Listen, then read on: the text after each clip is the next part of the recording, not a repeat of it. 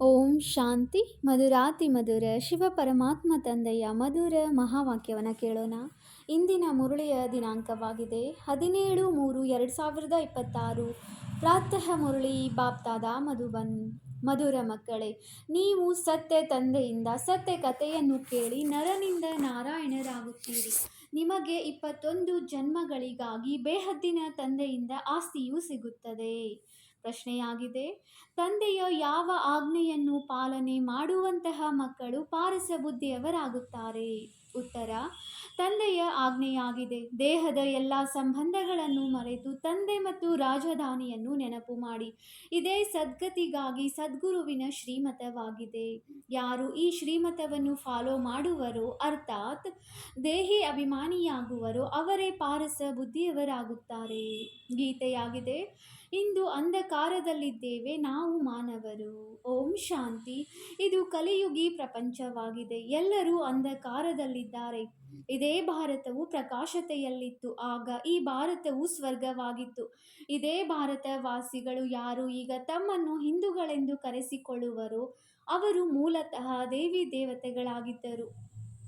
ಭಾರತವಾಸಿಗಳೇ ಸ್ವರ್ಗವಾಸಿಯಾಗಿದ್ದರು. ಆಗ ಯಾವುದೇ ಧರ್ಮವಿರಲಿಲ್ಲ, ಒಂದೇ ಧರ್ಮವಿತ್ತು. ಸ್ವರ್ಗ, ವೈಕುಂಠ, ಬಹಿಷ್ತ್, ಹೆವನ್ ಇವೆಲ್ಲವೂ ಭಾರತದ ಹೆಸರುಗಳಾಗಿತ್ತು. ಭಾರತವು ಪ್ರಾಚೀನ, ಪವಿತ್ರ, ಬಹಳ ಬಹಳ ಧನವಂತವಾಗಿತ್ತು. ಈಗಂತೂ ಭಾರತವು ಕಂಗಾಲಾಗಿದೆ, ಏಕೆಂದರೆ ಈಗ ಕಲಿಯುಗಿಯಾಗಿದ್ದಾರೆ. ಅದು ಸತ್ಯಯುಗವಾಗಿತ್ತು. ನೀವೆಲ್ಲರೂ ಭಾರತವಾಸಿಗಳಾಗಿದ್ದೀರಿ. ನಿಮಗೆ ತಿಳಿದಿದೆ, ನಾವು ಅಂಧಕಾರದಲ್ಲಿದ್ದೇವೆ. ಸ್ವರ್ಗದಲ್ಲಿದ್ದಾಗ ಪ್ರಕಾಶತೆಯಲ್ಲಿದ್ದೆವು.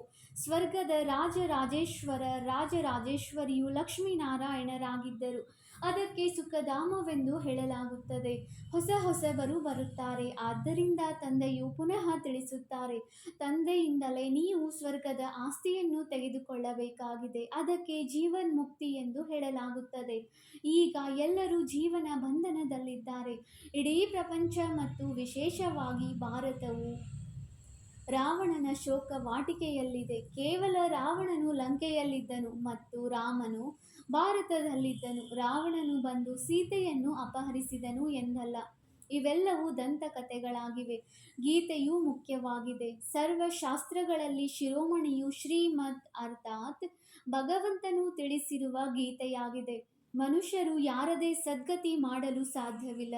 ಸತ್ಯಯುಗದಲ್ಲಿ ಜೀವನ್ಮುಕ್ತ ದೇವಿ ದೇವತೆಗಳಿದ್ದರು. ಅವರು ಈ ಆಸ್ತಿಯನ್ನು ಕಲಿಯುಗದ ಅಂತ್ಯದಲ್ಲಿ ಪಡೆದಿದ್ದರು. ಭಾರತವಾಸಿಗಳಿಗೆ ಇದು ತಿಳಿದಿರಲಿಲ್ಲ, ಅಥವಾ ಯಾವುದೇ ಶಾಸ್ತ್ರಗಳಲ್ಲಿಯೂ ಇಲ್ಲ. ಶಾಸ್ತ್ರಗಳೆಲ್ಲವೂ ಭಕ್ತಿ ಮಾರ್ಗಕ್ಕಾಗಿ. ಅದೆಲ್ಲವೂ ಭಕ್ತಿ ಮಾರ್ಗದ ಜ್ಞಾನವಾಗಿದೆ.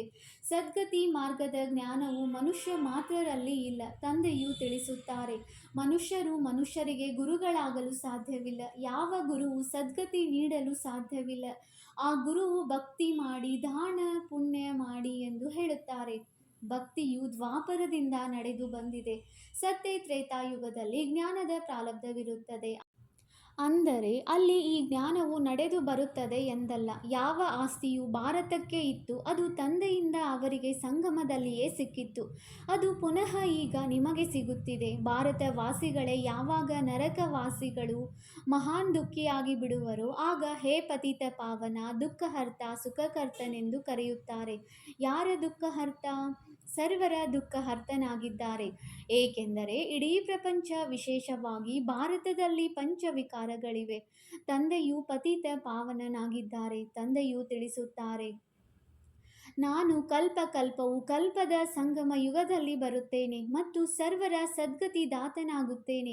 ಅಬಲೆಯರು, ಅಹಲ್ಯೆಯರು, ಗಣಿಕೆಯರು ಮತ್ತು ಗುರುಗಳು ಯಾರೆಲ್ಲರೂ ಇದ್ದಾರೆಯೋ ಅವರ ಉದ್ಧಾರವನ್ನು ಸಹ ನಾನೇ ಮಾಡಬೇಕಾಗಿದೆ. ಏಕೆಂದರೆ ಇದು ಪತಿತ ಪ್ರಪಂಚವಾಗಿದೆ. ಸತ್ಯಯುಗಕ್ಕೆ ಪಾವನ ಪ್ರಪಂಚವೆಂದು ಹೇಳಲಾಗುತ್ತದೆ.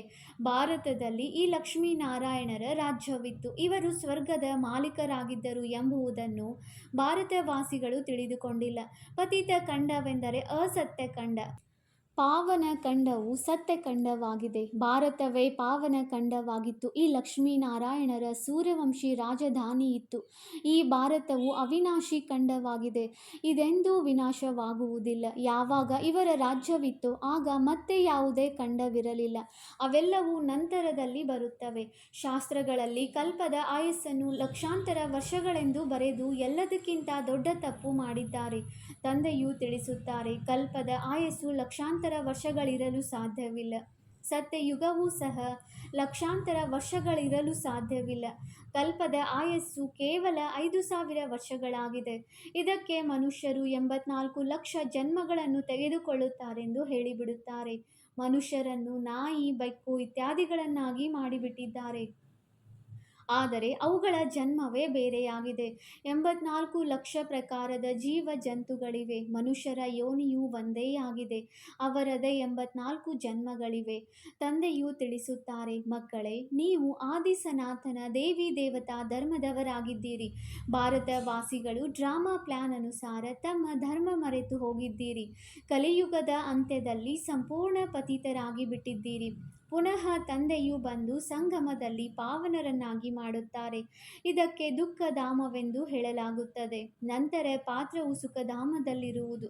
ತಂದೆಯು ತಿಳಿಸುತ್ತಾರೆ, ಹೇ ಮಕ್ಕಳೇ, ನೀವು ಭಾರತವಾಸಿಗಳೇ ಸ್ವರ್ಗವಾಸಿಯಾಗಿದ್ದೀರಿ. ನಂತರ ನೀವು 84 ಜನ್ಮಗಳ ಏಣಿಯನ್ನು ಇಳಿಯುತ್ತೀರಿ. ಸತೋದಿಂದ ರಜೋ ತಮೋದಲ್ಲಿ ಖಂಡಿತ ಬರಬೇಕಾಗಿದೆ. ನೀವು ದೇವತೆಗಳಷ್ಟು ಧನವಂತರು, ಆರೋಗ್ಯವಂತರು, ಐಶ್ವರ್ಯವಂತರು ಮತ್ಯಾರೂ ಆಗಲು ಸಾಧ್ಯವಿಲ್ಲ. ಭಾರತವು ಎಷ್ಟು ಸಾಹುಕಾರವಾಗಿತ್ತು. ವಜ್ರ ರತ್ನಗಳಂತೂ ದೊಡ್ಡ ದೊಡ್ಡ ಕಲ್ಲುಗಳ ತರಹ ಇದ್ದವು. ತಂದೆಯು ನೀವು ಮಕ್ಕಳಿಗೆ ಸ್ಮೃತಿ ತರಿಸುತ್ತಿದ್ದಾರೆ. ಮಕ್ಕಳೇ, ನಾನು ನಿಮ್ಮನ್ನು ಎಷ್ಟೊಂದು ಸಾಹುಕಾರರನ್ನಾಗಿ ಮಾಡಿದ್ದೇನು. ನೀವು ಸರ್ವಗುಣ ಸಂಪನ್ನರು, 16 ಕಲಾ ಸಂಪೂರ್ಣರಾಗಿದ್ದೀರಿ. ಯಥಾ ರಾಜ ರಾಣಿ ತಥಾ ಪ್ರಜಾ. ಇವರಿಗೆ ಭಗವಾನ್ ಭಗವತಿ ಎಂದು ಹೇಳಬಹುದು. ಆದರೆ ತಂದೆಯು ತಿಳಿಸಿದ್ದಾರೆ, ಭಗವಂತನು ಒಬ್ಬರೇ ಆಗಿದ್ದಾರೆ. ಕೇವಲ ಈಶ್ವರ ಅಥವಾ ಪ್ರಭು ಎಂದು ಹೇಳಿದಾಗ ಅವರು ಎಲ್ಲ ಆತ್ಮರ ತಂದೆಯೆಂದು ನೆನಪು ಬರುವುದಿಲ್ಲ. ಇವರಂತೂ ಬೇಹದ್ದಿನ ತಂದೆಯಾಗಿದ್ದಾರೆ. ಅವರು ತಿಳಿಸುತ್ತಾರೆ, ನೀವು ಭಾರತವಾಸಿಗಳು ಜಯಂತಿಯನ್ನು ಆಚರಿಸುತ್ತೀರಿ. ಆದರೆ ಮೂಲತಃ ತಂದೆಯು ಯಾವಾಗ ಬಂದಿದ್ದರು ಎಂಬುದು ಯಾರಿಗೂ ಗೊತ್ತಿಲ್ಲ. ಈಗ ಇರುವುದೇ ಕಲಿಯುಗ. ಕಲ್ಲು ಬುದ್ಧಿಯವರು ಪಾರಸನಾಥರಾಗಿದ್ದೀರಿ. ಈ ಸಮಯದಲ್ಲಿ ಕಲ್ಲು ಬುದ್ಧಿಯವರಾಗಿದ್ದೀರಿ. ನಾಥ ಎಂದು ಹೇಳುವುದಿಲ್ಲ, ಏಕೆಂದರೆ ರಾಜ ರಾಣಿಯಂತೂ ಇಲ್ಲ. ಮೊದಲು ಇಲ್ಲಿ ದೈವಿ ರಾಜಸ್ಥಾನವಿತ್ತು. ನಂತರ ಆಸೂರಿ ರಾಜ್ಯವಾಗಿ ಬಿಡುತ್ತದೆ. ಇದು ಆಟವಾಗಿದೆ. ಆದರೆ ಅದು ಹದ್ದಿನ ಡ್ರಾಮಾ. ಇದು ಬೇಹದ್ದಿನ ಡ್ರಾಮಾ ಆಗಿದೆ.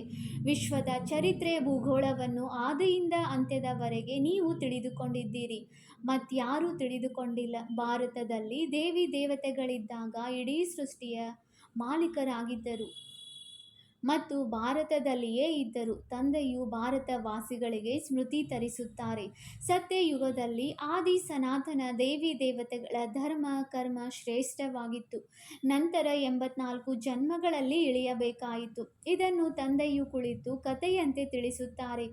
ಈಗ ನಿಮ್ಮದು ಬಹಳ ಜನ್ಮಗಳ ಅಂತಿಮ ಜನ್ಮವಾಗಿದೆ. ಕೇವಲ ಒಬ್ಬರ ಮಾತಲ್ಲ ಅಥವಾ ಯುದ್ಧದ ಮೈದಾನವೂ ಇಲ್ಲ. ಈ ಲಕ್ಷ್ಮೀನಾರಾಯಣರ ರಾಜ್ಯವಿತ್ತೆಂದು ಸಹ ಭಾರತವಾಸಿಗಳು ಮರೆತು ಹೋಗಿದ್ದಾರೆ. ಸತ್ಯಯುಗದ ಆಯಸ್ಸನ್ನು ಬಹಳ ಉದ್ದಗಲವಾಗಿ ಬರೆದಿರುವುದರಿಂದ ಬಹಳ ದೂರ ತೆಗೆದುಕೊಂಡು ಹೋಗಿದ್ದಾರೆ. ತಂದೆಯು ತಿಳಿಸುತ್ತಾರೆ, ಮನುಷ್ಯರಿಗೆ ಭಗವಂತನೆಂದು ತಿಳಿಯಲು ಸಾಧ್ಯವಿಲ್ಲ. ಮನುಷ್ಯರು ಮನುಷ್ಯರ ಸದ್ಗತಿ ಮಾಡಲು ಸಾಧ್ಯವಿಲ್ಲ. ಸರ್ವರ ಸದ್ಗತಿದಾತ, ಪತಿತರಿಂದ ಪಾವನಕರ್ತ ಒಬ್ಬರೇ ಆಗಿದ್ದಾರೆಂದು ಗಾಯನವಿದೆ. ಇದು ಅಸತ್ಯ ಖಂಡವಾಗಿದೆ. ಸತ್ಯ ತಂದೆಯು ಸತ್ಯ ಖಂಡವನ್ನು ಸ್ಥಾಪನೆ ಮಾಡುವವರಾಗಿದ್ದಾರೆ. ಭಕ್ತರು ಪೂಜೆ ಮಾಡುತ್ತಾರೆ. ಆದರೆ ಭಕ್ತಿ ಮಾರ್ಗದಲ್ಲಿ ಯಾರದೆಲ್ಲ ಪೂಜೆ ಮಾಡುತ್ತಾ ಬಂದಿರುವರೋ ಅವರಲ್ಲಿ ಒಬ್ಬರ ಚರಿತ್ರೆಯನ್ನೂ ಸಹ ತಿಳಿದುಕೊಂಡಿಲ್ಲ. ಶಿವ ಜಯಂತಿಯನ್ನು ಆಚರಿಸುತ್ತಾರೆ. ತಂದೆಯು ಹೊಸ ಪ್ರಪಂಚದ ರಚಯಿತ, ಪರಮಪಿತ ಪರಮಾತ್ಮ, ಬೇಹದ್ದಿನ ಸುಖ ಕೊಡುವವರಾಗಿದ್ದಾರೆ. ಸತ್ಯಯುಗದಲ್ಲಿ ಸುಖವಿತ್ತು. ಅದನ್ನು ಯಾರು ಮತ್ತು ಹೇಗೆ ಸ್ಥಾಪನೆ ಮಾಡಿದರು. ನರಕವಾಸಿಗಳನ್ನು ಸ್ವರ್ಗವಾಸಿಗಳನ್ನಾಗಿ ಮಾಡಿದರು. ಭ್ರಷ್ಟಾಚಾರಿಗಳನ್ನು ಶ್ರೇಷ್ಠಾಚಾರಿ ದೇವತೆಗಳನ್ನಾಗಿ ಮಾಡಿದರು. ಇದಂತೂ ತಂದೆಯ ಕರ್ತವ್ಯವೇ ಆಗಿದೆ. ನೀವು ಮಕ್ಕಳನ್ನು ಪಾವನರನ್ನಾಗಿ ಮಾಡುತ್ತೇನೆ. ನೀವು ಸ್ವರ್ಗದ ಮಾಲೀಕರಾಗುತ್ತೀರಿ. ಮತ್ತೆ ನಿಮ್ಮನ್ನು ಪತಿತರನ್ನಾಗಿ ಯಾರು ಮಾಡುತ್ತಾರೆ? ಈ ರಾವಣ. ಸುಖ ದುಃಖವನ್ನು ಈಶ್ವರನೇ ಕೊಡುತ್ತಾರೆಂದು ಮನುಷ್ಯರು ಹೇಳಿಬಿಡುತ್ತಾರೆ. ಆದರೆ ತಂದೆಯು ತಿಳಿಸುತ್ತಾರೆ, ನಾನಂತೂ ಎಲ್ಲರಿಗೆ ಸುಖವನ್ನೇ ಕೊಡುತ್ತೇನೆ. ನಂತರ ಅರ್ಧಕಲ್ಪ ನೀವು ತಂದೆಯನ್ನೇ ಸ್ಮರಣೆ ಮಾಡುವುದಿಲ್ಲ. ಮತ್ತೆ ಯಾವಾಗ ರಾವಣ ರಾಜ್ಯವಾಗುವುದೋ ಆಗ ಎಲ್ಲರ ಪೂಜೆ ಮಾಡತೊಡಗುತ್ತೀರಿ. ನಿಮ್ಮದು ಇದು ಬಹಳ ಜನ್ಮಗಳ ಅಂತಿಮ ಜನ್ಮವಾಗಿದೆ. ಬಾಬಾ, ನಾವು ಎಷ್ಟು ಜನ್ಮಗಳನ್ನು ತೆಗೆದುಕೊಂಡಿದ್ದೇವೆ ಎಂದು ಕೇಳುತ್ತಾರೆ. ತಂದೆಯು ತಿಳಿಸುತ್ತಾರೆ, ಮಕ್ಕಳೇ, ನೀವು ತಮ್ಮ ಜನ್ಮಗಳನ್ನು ಅರಿತುಕೊಂಡಿಲ್ಲ. ನೀವು ಪೂರ್ಣ 84 ಜನ್ಮಗಳನ್ನು ತೆಗೆದುಕೊಂಡಿದ್ದೀರಿ.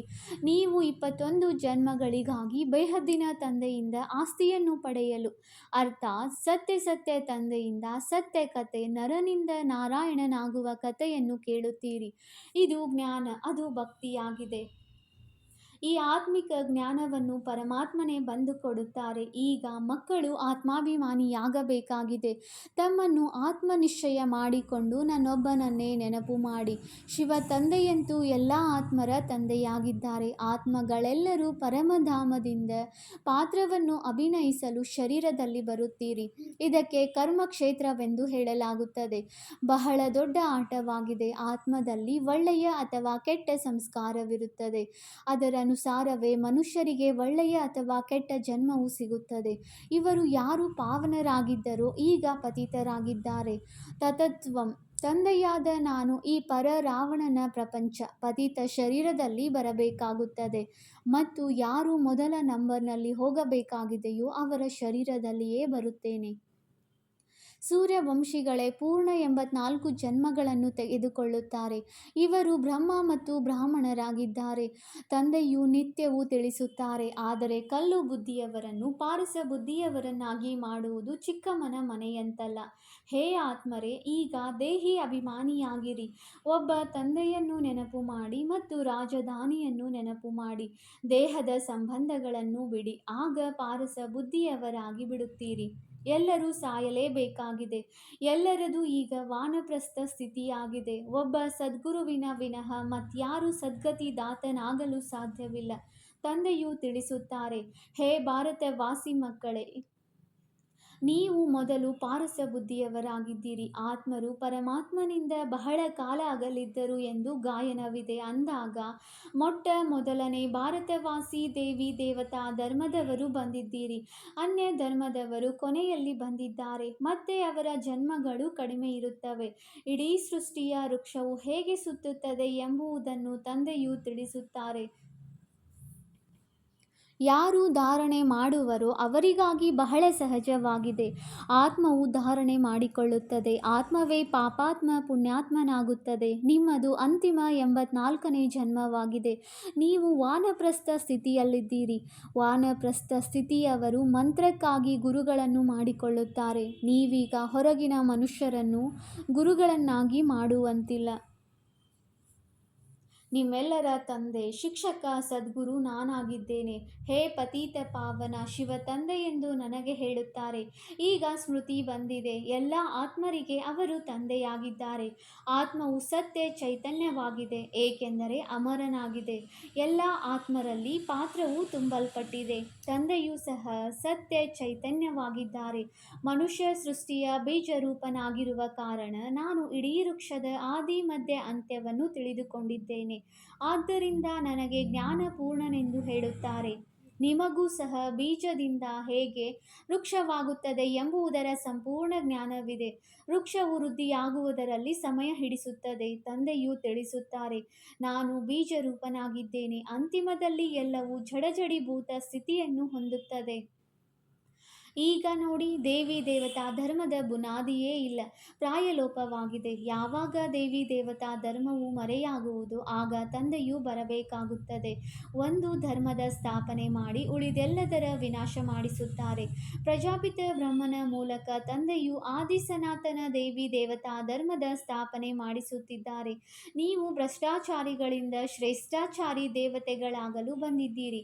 ಈ ನಾಟಕವು ಮಾಡಲ್ಪಟ್ಟಿದೆ, ಇದೆಂದೂ ಅಂತ್ಯವಾಗುವುದಿಲ್ಲ. ತಂದೆಯು ಬರುತ್ತಾರೆ. ಆತ್ಮರೆಲ್ಲರೂ ಮೂಲವತನದ ನಿವಾಸಿಗಳು, ಪರಸ್ಪರ ಸಹೋದರರಾಗಿದ್ದೀರಿ. ಆ ಒಬ್ಬ ತಂದೆಯನ್ನೇ ಎಲ್ಲರೂ ನೆನಪು ಮಾಡುತ್ತಾರೆ. ದುಃಖದಲ್ಲಿ ಎಲ್ಲರೂ ಸ್ಮರಣೆ ಮಾಡುವರು. ರಾವಣ ರಾಜ್ಯದಲ್ಲಿ ದುಃಖವಿದೆ, ಇಲ್ಲಿ ಸ್ಮರಣೆ ಮಾಡುತ್ತಾರೆ ಅಂದಾಗ ಸರ್ವರ ಸದ್ಗತಿದಾತನು ಒಬ್ಬರೇ ಆಗಿದ್ದಾರೆ. ಅವರ ಮಹಿಮೆ ಇದೆ. ತಂದೆಯು ಬರದೇ ಇದ್ದರೆ ಪಾವನರನ್ನಾಗಿ ಯಾರು ಮಾಡುವರು? ಕ್ರಿಶ್ಚಿಯನ್, ಇಸ್ಲಾಮಿ ಮೊದಲಾದ ಯಾರೆಲ್ಲ ಇದ್ದಾರೆಯೋ ಎಲ್ಲರೂ ಈ ಸಮಯದಲ್ಲಿ ತಮೋ ಪ್ರಧಾನರಾಗಿದ್ದಾರೆ. ಎಲ್ಲರೂ ಪುನರ್ಜನ್ಮವನ್ನು ಅವಶ್ಯವಾಗಿ ತೆಗೆದುಕೊಳ್ಳಬೇಕಾಗಿದೆ. ಈಗ ಪುನರ್ಜನ್ಮವು ನರಕದಲ್ಲಿಯೇ ಸಿಗುತ್ತದೆ, ಸುಖದಲ್ಲಿ ಕರೆದುಕೊಂಡು ಹೋಗುತ್ತಾರೆಂದಲ್ಲ. ಹೇಗೆ ಹಿಂದೂ ಧರ್ಮದವರು ಯಾರಾದರೂ ಶರೀರ ಬಿಟ್ಟರೆ ಸ್ವರ್ಗವಾಸಿಯಾದರೆಂದು ಹೇಳುತ್ತಾರೆ, ಅಂದ ಮೇಲೆ ಅವಶ್ಯವಾಗಿ ನರಕದಲ್ಲಿದ್ದರಲ್ಲವೇ?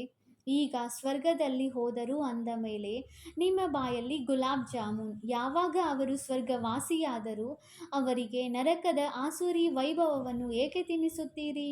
ಶ್ರಾದ್ದ ಮಾಡುತ್ತಾರಲ್ಲವೇ? ಬಂಗಾಳದಲ್ಲಿ ಮೀನು, ಮೊಟ್ಟೆ ಇತ್ಯಾದಿಗಳೆಲ್ಲವನ್ನು ತಿನ್ನಿಸುತ್ತಾರೆ. ಅರೆ, ಅವರಿಗೆ ಇದೆಲ್ಲವನ್ನು ತಿನ್ನುವ ಅವಶ್ಯಕತೆಯಾದರೂ ಏನಿದೆ? ಯಾವಾಗ ಮೊದಲ ನಂಬರಿನವರೇ 84 ಜನ್ಮಗಳನ್ನು ತೆಗೆದುಕೊಳ್ಳಬೇಕಾಗುತ್ತದೆ ಅಂದ ಮೇಲೆ ಯಾರೂ ಹಿಂತಿರುಗಿ ಹೋಗಲು ಸಾಧ್ಯವಿಲ್ಲ. ಈ ಜ್ಞಾನದಲ್ಲಿ ಯಾವುದೇ ಕಷ್ಟವಿಲ್ಲ. ಭಕ್ತಿ ಮಾರ್ಗದಲ್ಲಿ ಎಷ್ಟೊಂದು ಪರಿಶ್ರಮವಿದೆ. ರಾಮ ರಾಮ ಎಂದು ಜಪಿಸುತ್ತಾ ರೋಮಾಂಚನವಾಗಿ ನಿಂತು ಬಿಡುತ್ತಾರೆ. ಇದೆಲ್ಲವೂ ಭಕ್ತಿ ಮಾರ್ಗವಾಗಿದೆ. ಈ ಸೂರ್ಯ, ಚಂದ್ರ ಮೊದಲಾದ ಯಾವ ಪ್ರಕಾಶವನ್ನು ನೀಡುವವರಿದ್ದಾರೆ, ಇವರೇನು ದೇವತೆಗಳಲ್ಲ. ವಾಸ್ತವದಲ್ಲಿ ಜ್ಞಾನ ಸೂರ್ಯ, ಜ್ಞಾನ ಚಂದ್ರಮ ಮತ್ತು ಜ್ಞಾನ ನಕ್ಷತ್ರಗಳೆಂಬುದು ಇಲ್ಲಿನ ಮಹಿಮೆಯಾಗಿದೆ. ಒಳ್ಳೆಯದು. ಮಧುರಾತಿ ಮಧುರ. ಅಗಲಿ ಹೋಗಿ ಮರಳಿ ಸಿಕ್ಕಿರುವ ಮಕ್ಕಳ ಪ್ರತಿ ಮಾತಾಪಿತೆ ಬಾಪ್ದಾದಾರವರ ನೆನಪು, ಪ್ರೀತಿ ಹಾಗೂ ಸುಪ್ರಭಾತ. ಆತ್ಮಿಕ ಮಕ್ಕಳಿಗೆ ಆತ್ಮಿಕ ತಂದೆಯ ನಮಸ್ತೆ. ನಾವು ಆತ್ಮಿಕ ಮಕ್ಕಳಿಂದ ಆತ್ಮಿಕ ತಂದೆಗೆ ನೆನಪು, ಪ್ರೀತಿ ಹಾಗೂ ನಮಸ್ತೆ ನಮಸ್ತೆ ನಮಸ್ತೆ. ಧಾರಣೆಗಾಗಿ ಮುಖ್ಯ ಸಾರ. Point number 1. ಈ ಅಂತಿಮ 84ನೇ ಜನ್ಮದಲ್ಲಿ ಯಾವುದೇ ಪಾಪಕರ್ಮ, ವಿಕರ್ಮ ಮಾಡಬಾರದು. ಪುಣ್ಯಾತ್ಮರಾಗುವ ಪೂರ್ಣ ಪುರುಷಾರ್ಥ ಮಾಡಬೇಕಾಗಿದೆ. ಸಂಪೂರ್ಣ ಪಾವನರು ಆಗಬೇಕಾಗಿದೆ. Point number 2. ತನ್ನ ಬುದ್ಧಿಯನ್ನು ಪಾರಸವನ್ನಾಗಿ ಮಾಡಿಕೊಳ್ಳಲು ದೇಹದ ಎಲ್ಲ ಸಂಬಂಧಿಗಳನ್ನು ಮರೆತು ದೇಹಿ ಅಭಿಮಾನಿಯಾಗುವ ಅಭ್ಯಾಸ ಮಾಡಬೇಕಾಗಿದೆ. ವರದಾನ: ಹಳೆಯ ಸಂಸ್ಕಾರಗಳು ಅಥವಾ ವಿಘ್ನಗಳಿಂದ ಮುಕ್ತಿ ಪ್ರಾಪ್ತಿ ಮಾಡಿಕೊಳ್ಳುವಂತಹ ಸದಾ ಶಕ್ತಿ ಸಂಪನ್ನ ಭವ. ಯಾವುದೇ ಪ್ರಕಾರದ ವಿಘ್ನಗಳಿಂದ, ಬಲಹೀನತೆಗಳಿಂದ ಅಥವಾ ಹಳೆಯ ಸಂಸ್ಕಾರಗಳಿಂದ ಮುಕ್ತಿ ಬಯಸುತ್ತೀರೆಂದರೆ ಶಕ್ತಿಯ ಧಾರಣೆ ಮಾಡಿರಿ, ಅರ್ಥಾತ್ ಅಲಂಕಾರಿ ರೂಪಧಾರಿಯಾಗಿರಿ. ಯಾವ ಅಲಂಕಾರಗಳಿಂದ ಸದಾ ಶೃಂಗರಿತರೂ ಆಗಿರುತ್ತೀರಿ, ಅವರು ಭವಿಷ್ಯದಲ್ಲಿಯೂ ವಿಷ್ಣುವಂಶಿ ಆಗಿರುತ್ತಾರೆ, ಆದರೆ ಈಗ ವೈಷ್ಣವರು ಆಗಿಬಿಡುತ್ತಾರೆ. ಅವರನ್ನು ಯಾವುದೇ ತಮೋಗುಣಿ ಸಂಕಲ್ಪ ಅಥವಾ ಸಂಸ್ಕಾರವು ಟಚ್ ಮಾಡುವುದಕ್ಕೂ ಸಾಧ್ಯವಿಲ್ಲ. ಅವರು ಹಳೆಯ ಪ್ರಪಂಚ ಅಥವಾ ಪ್ರಪಂಚದ ಯಾವುದೇ ವಸ್ತು ಮತ್ತು ವ್ಯಕ್ತಿಗಳಿಂದ ಸಹಜವಾಗಿಯೇ ದೂರವಾಗಿ ಬಿಡುತ್ತಾರೆ. ಅವರನ್ನು ಕಾರಣಗಳು ಸಹ ಟಚ್ ಮಾಡಲು ಸಾಧ್ಯವಿಲ್ಲ. ಸ್ಲೋಗನ್: ಪ್ರತಿ ಸಮಯ, ಪ್ರತಿ ಕರ್ಮದಲ್ಲಿ ಸಮತೋಲನವಿಡುವುದೇ ಸರ್ವರ ಆಶೀರ್ವಾದಗಳನ್ನು ಪ್ರಾಪ್ತಿ ಮಾಡಿಕೊಳ್ಳುವ ಸಾಧನವಾಗಿದೆ. ಅವ್ಯಕ್ತ ಸೂಚನೆ: ನಿಶ್ಚಯದ ಫೌಂಡೇಶನ್ ತಳಪಾಯವನ್ನು ಬಲಗೊಳಿಸಿ ಸದಾ ನಿರ್ಭಯ ಮತ್ತು ನಿಶ್ಚಿಂತರಾಗಿರಿ. ಹೇಗೆ ಪರಸ್ಪರದಲ್ಲಿ ಇಬ್ಬರು ಸ್ನೇಹಿತರಿದ್ದರೆ ಅವರ ಮಧ್ಯೆ ಯಾರಾದರೂ ಅವರ ಜ್ಞಾನಿ ಮಾಡಲು ಬರುತ್ತಾರೆಂದರೆ ಅವರು ಅದರ ಭಾವವನ್ನು ಬದಲಾಯಿಸಿ ಬಿಡುತ್ತಾರೆ. ಎಲ್ಲಿ ನಿಶ್ಚಯವಿರುತ್ತದೆ ಅಲ್ಲಿ ಶಬ್ದದ ಭಾವ ಬದಲಾಗಿ ಸಾಧಾರಣ ಮಾತಾಗಿ ಬಿಡುತ್ತದೆ. ಅಂದಾಗ ಪ್ರತಿಯೊಬ್ಬರ ವಿಶೇಷತೆಯನ್ನು ನೋಡಿ ಆಗ ಅನೇಕರಿದ್ದರು ಒಬ್ಬರೇ ಕಾಣಿಸುವವರು. ಏಕಮತದ ಸಂಘಟನೆಯಾಗುವುದು. ಯಾರೋ ಯಾರದ್ದೇ ಜ್ಞಾನಿಯ ಮಾತುಗಳನ್ನು ತಿಳಿಸುತ್ತಾರೆಂದರೆ ಅದಕ್ಕೆ ಬೆಂಬಲ ಕೊಡುವುದರ ಬದಲಾಗಿ ತಿಳಿಸುವವರ ರೂಪವನ್ನು ಪರಿವರ್ತಿಸಿ ಬಿಡಿ. ಓಂ ಶಾಂತಿ.